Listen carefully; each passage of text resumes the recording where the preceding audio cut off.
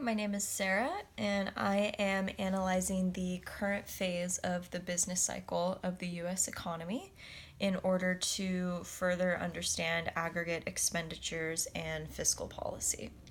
So, to do so, I found this information. I found it using websites that not only give the actual statistics, but then analyze them and help me to understand which business cycle we're currently in.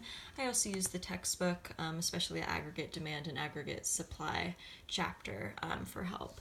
So, doing so, I found that our unemployment rate is 3.7%. Our real GDP growth rate is 3.5%, which is the third quarter of 2018. I found our inflation rate is 2.5%, and the price level is 252.83. So with this information and all the analysis of it that I did, I found that we are in an expansionary gap.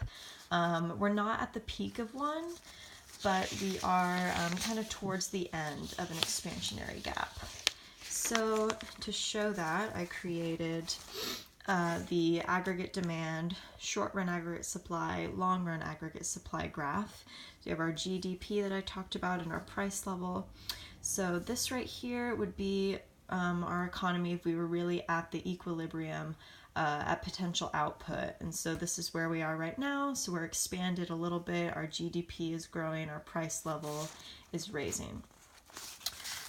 So when I went to find a current event in the past year, I actually found one that happened pretty recently. It was at the beginning of November, and our U.S. net export corn sales went up 27.2%. So it's a really high jump, and corn is important because it's the primary feedstock for ethanol production in the U.S., and it's the main competitor for dried distillers' grains.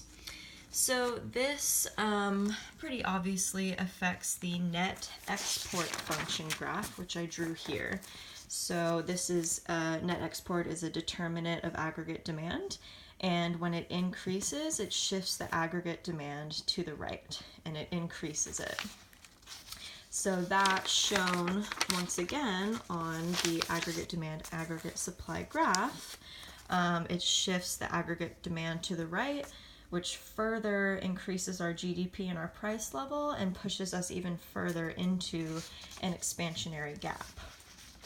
So to deal with this, I chose the fiscal policy of lowering government spending and increasing taxes, which would kind of retract and lower our aggregate demand to slow inflation. This affects the government purchases function graph.